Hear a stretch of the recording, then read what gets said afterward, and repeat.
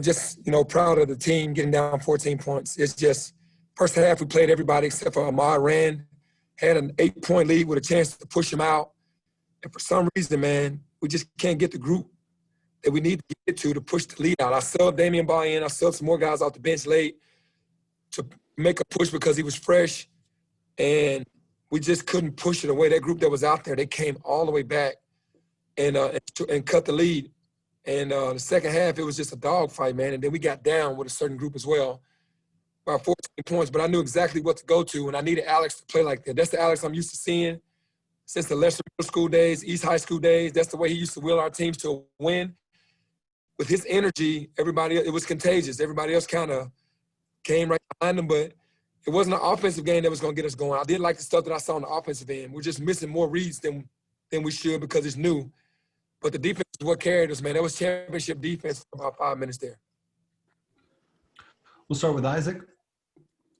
Hey, Coach, on that final play, you decided to go small and leave your rim protector and Musa Cisse on the bench. Kind of talk us through that thinking. Yeah, well, Musa was playing the pick and roll kind of high, and Caleb Murphy was just driving around him. Obviously, Alex Lomax could have come over and taken the charge while he was on the 5-man, but got kind of caught up in the move. But we were telling Musa to back up and let him come to him. And we didn't want that to happen again because he was losing that foot race with Caleb Murphy, who was having a great game. He's a great player, but he hadn't had a game of that magnitude until now. And he had it going, so we put DJ out there to be able to switch the pick and roll and keep him in front of him. Christian? Coach, I know this was the first game in the new offense, but being over a third of the way through the season and still having some offensive struggles and everything not being perfect at this point, how much more difficult does it get to find an offensive identity as the season goes on? No, I think that what we have now we're going to stick with, man. We're just going to make wrinkles. It's just the guys, teams are going to make adjustments on everything that we run. And we just got to keep hanging our hat on the defensive end, push fast break. The thing that I'm most disappointed with are fast break points, man. We cannot get enough fast breaks. We got 25 tonight, but I think we got more in us. We're a very fast team. We have to take advantage of it. And at the end of the game is where most of those fast break points came. We have to figure out a way not to ever set up, to just get out and run, man, and make it a fast break game the whole game for us. And then when we have to set up to execute our offense. Jeff? Yeah, Penny. How important was Alex when he comes in? You're down 10. That first steal where he's then knocked into the stanchion. It felt like that was a moment that sort of epitomized what he was about tonight. Yeah, Alex has kind of renewed his mind on the game. Sitting out that Tulsa game and watching what was going on with the team, he kind of understands now, looking at it from the sideline, how he's so important to the team. And that play is a play that I've seen him do his whole entire life. Really, he just hasn't been playing to that level, and we've been trying to get him. When we change the defensive schemes, it fits more of his game because it's what I've always run my whole entire career with him. And he flourished in it and made some big steals and some big plays and finished that one layup in the free throw. Terry? Hey, what's up, Coach? What's going on, Terry? Hey, man, it seemed like your team didn't get the energy until they went down 12 points, and then they made that run, and then the defense triggered the offense. Why do you think it takes that much adversity for them to start clicking and doing what you need them to do? I just don't think there's 10 guys that are in the rotation, starters plus bench, that are really locked in on what's going on. That's all I can say. That's why when we went on the run, we shortened the rotation and kept it short. So they just taught me a lesson, man. Just can't play everybody. I was trying to have a 10-man rotation with us pressing and getting after people. We shortened that to like 7. And, that's just it seems like that's what we have to do, man. It's not – we're giving guys that we know that can help us opportunities, man, and then it's at home. And I know it's a crazy environment with no fans. It's like you're playing a scrimmage. Some guys just aren't able to muster up what they need to muster up in a game like that. And some guys are. And I'm just happy that the guys that were able to do it did it tonight. Danielle? Penny, you mentioned being disappointed a little bit in the fast break points, but as far as other aspects of the offense, did you see kind of what you wanted to see for the most part, or what did you like, what did you not like about what you saw tonight? Well, I liked the execution early, and then they made the adjustment, and we didn't make the adjustment. They started really overplaying the elbows, which I figured they would do, and then we just have to be smart enough to put the ball down, and our bigs are good enough to go around their bigs And we just have to do that. We have to take more advantage of it. It was the first game. We'll go back and watch tape. I kind of watched it in live first, but I already know the wrinkles that we're going to put on the same play when they start doing that. And we're going to keep getting better. As long as our defense stays where it is, our offense is going to catch up. I promise. Jason? Hey, Penny, it seems like there's two schools of thought after a game like this. On one side, you've got a win as a win. On the other side, you've got, you had to sort of scratch and claw at home against a team, that didn't have Alexis Yetna dressed out. So where do you fall on that spectrum? I don't really look at it in a negative fashion because we haven't had DeAndre Williams all year, and we lost some games, some close games to Auburn. I can say, hey, we didn't have DeAndre Williams against Auburn. We have him, then we win that game. It is what it is, man. Just because a player's out doesn't mean that the other players didn't show up. Their freshman came and played big.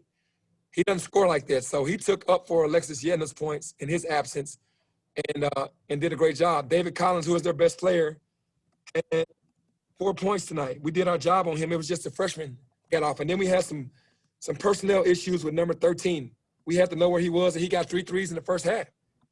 Or 2 in the first half, 1 in the second half, and then we shut that down. It was one player that really got off tonight, and that was Caleb Murphy. And we're just missing the reads and just being tough and shying away from contact on the offensive end. But to answer your question, I mean, any team can beat you at any given time if you're not playing the right way. And like I said, they're playing a certain amount of guys and sticking with their rotation. Those guys are coming in making winning plays. You can't – I'll take the win after that versus the loss for sure. Christian? Coach, I know you've talked about shortening the rotation a couple times this year, and like you said, you did it tonight, went down to 7 at the end of the game. Is that something that we can expect to be the new norm? Because like you said, trying to go 9 or 10 deep, there's some guys that are coming in and just not impacting the game.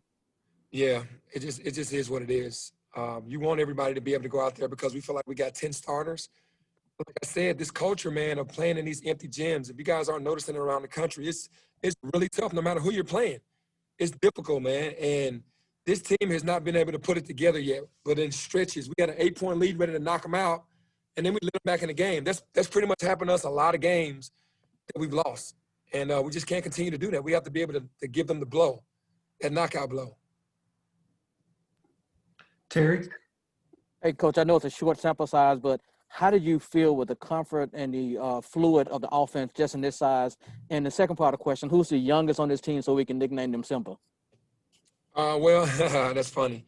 We just missed so many reads, man. When the guys see this game of running the offense for the first time, and they'll know exactly what it is. They'll know that where the openings are. It'll just be so glaring.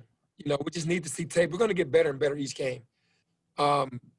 We went to the UCLA set at the end, and it worked.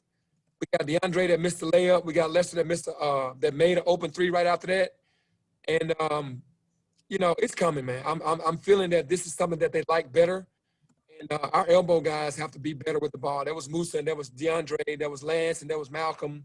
They got to be better and stronger with the balls and understand, just play the game. You don't have to run the set every time. If they're overplaying, you just drive around them and get a layup. There's nobody down there. So, obviously, they want to do well. And it didn't happen. I don't even know who's the youngest guy on the team. Alex. Who's the youngest guy on the team? Musa.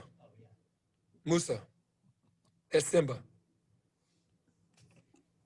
2 more. Danielle? And you mentioned, being in a lot of these tight games lately, and more often than not, at the beginning of the season, you were losing them. But it seemed like Tulane and tonight, the 2 most recent ones were when you were able to pull it out.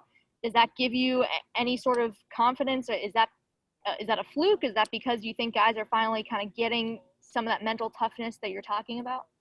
I think the group that I had on the floor had the mental toughness. And I feel like if that group played for 32 minutes, each one of those guys, then I feel like we win the game by 20.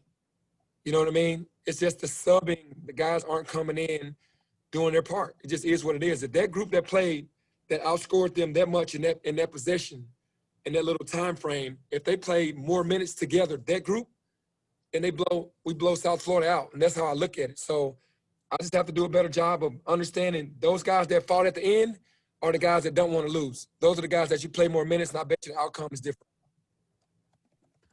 Last question, Jason.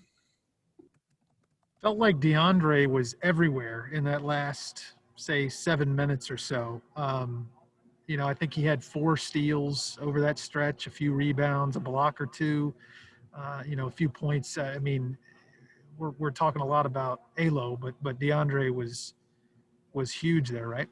No, those two guys, they're the lifeline of this team. And then you add Lester in there with that as well. But those two guys, they took their game to the next level. They pulled each other up to that level, and then the 3 other guys that were on the floor with them at whatever time, they came on with it.